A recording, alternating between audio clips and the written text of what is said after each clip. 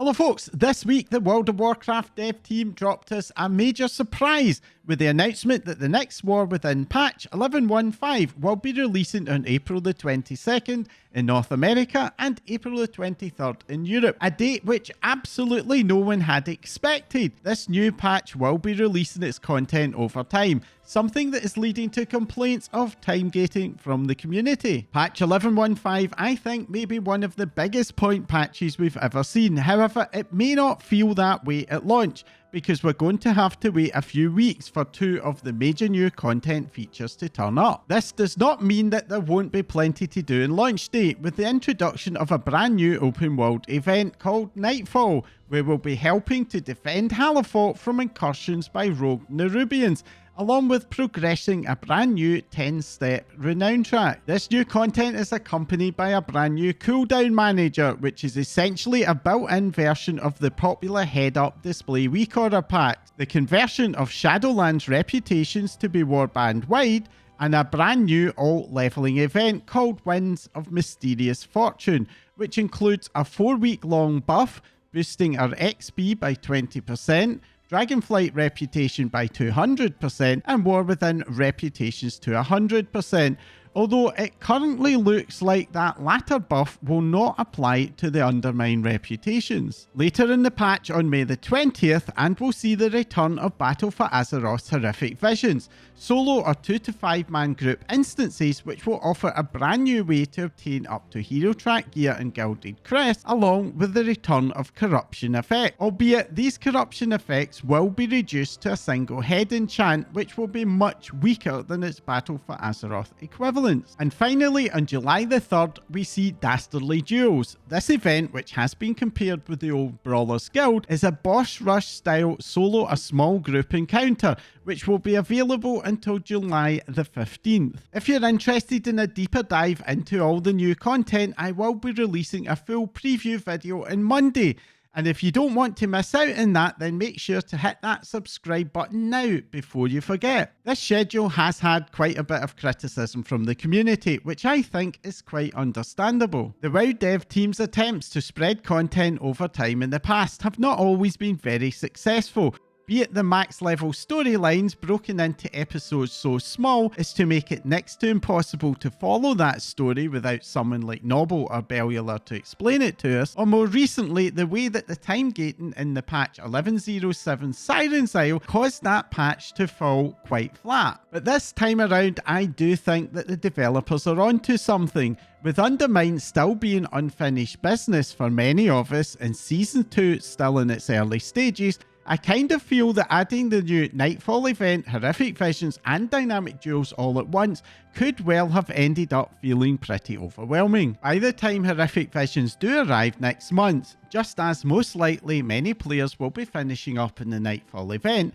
and we'll be approaching the midway point of Season 2, where players often start to wind down the progress on their mains and Blizard removes the Crest and Conquest caps. And this could well be a very good time to add an event of this kind, which is likely to appeal to many of those players who will be looking for other challenges to progress. And by the time Dastardly Duels arrives 2 weeks later, I suspect that will be the time when those players who are not really enjoying the visions will be looking for something else to do. Obviously, only time will tell if this schedule does work out, but there is one major issue that I do think will cause a problem. And that is that the Horrific Visions also have some internal time gating. On the PTR, the Horrific Visions upgrade tree has tooltips which heavily imply that the upgrade roads would be unlocked at the rate of 1 per week. And on top of that, many of the main rewards are themselves gated behind completing that track. What this means is that even if you wanted to grind out those rewards, you may not even be able to start doing that until Dastardly Duels is already out. Adding this level of micro time gating on top of that release schedule is for many players going to feel like Blizzard are pouring hot oil over a burning fire.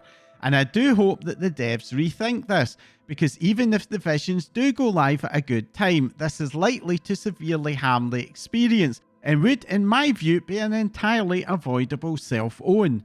My own personal prediction is that if it does go live like this, we will just end up seeing a repeat of patch 11.17 Cersei Circlet, where in the face of that player backlash, the time gating gets hotfixed out in days. And while the team's willingness to fix its issues fast is commendable, seeing the same mistake being repeated multiple times just serves to erode player trust in the developers, and that is something that is much harder to fix. And on that subject of avoidable issues, I do think that Blizzard's communication around the release of patch 11.15 has also been a major factor in the community's negative reaction to the release schedule. Imagine if, instead of announcing that Horrific Visions and Dastardly Duels would be launching some weeks into patch 11.15, they had instead announced an additional bonus 11.16 patch releasing on May the 20th, which would include two major events, Horrific Visions and Dynamic Duels. How you frame and communicate things is almost as important as the implementation.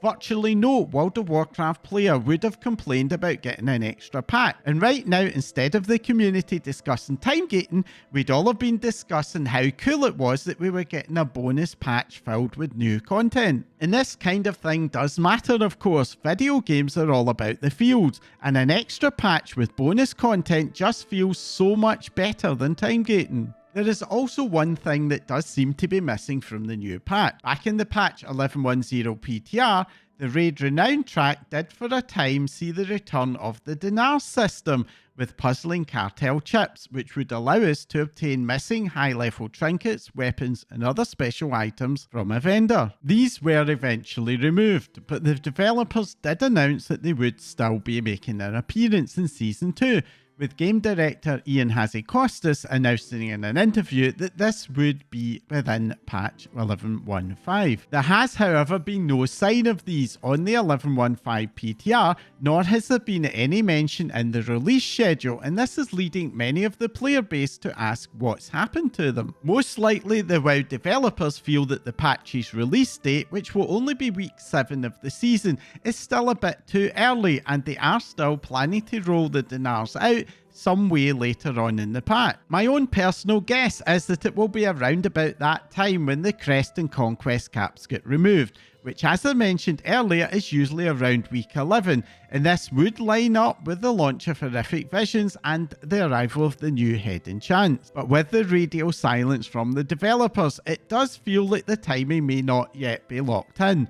Most likely, with the changes to quest acquisition, the developers are waiting to see how our character progression plays out in practice before locking in a launch date for the chip. What this will likely mean for us is that when the Dinars do go live, it will happen at very short notice, perhaps just dropping a vendor in for the game to find one reset. A couple of weeks ago, Blizzard announced a poll of players to choose a favourite war within dungeons, which will then be appearing in the Season 3 Mythic Plus pool.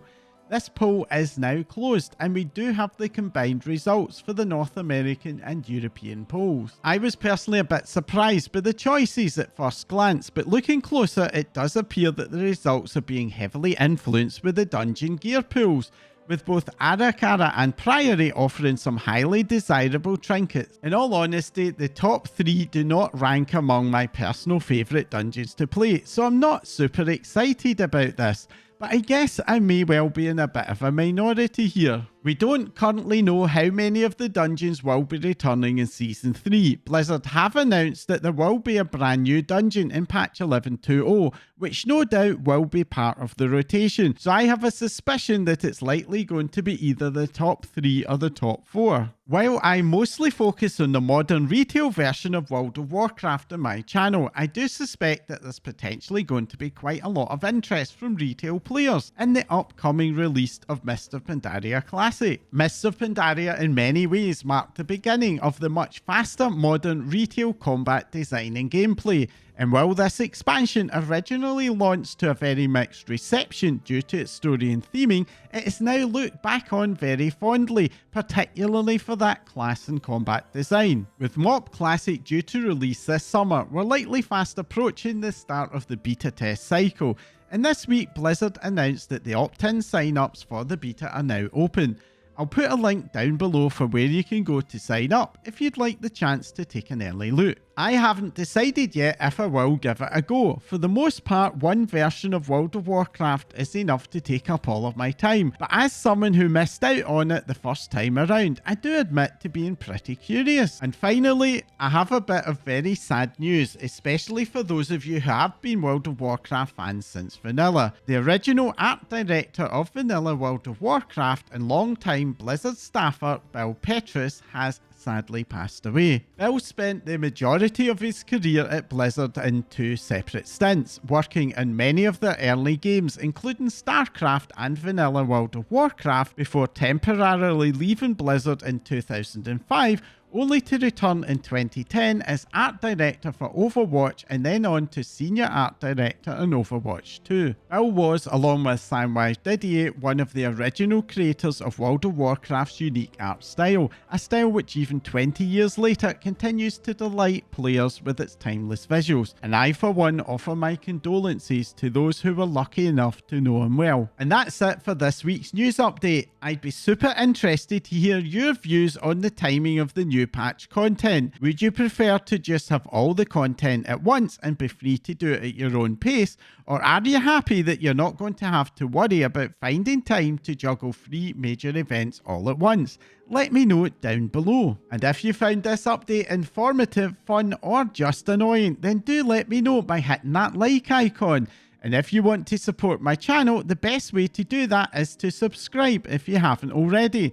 This all helps my channel to grow and reach a wider audience, which enables me to keep making these videos for you.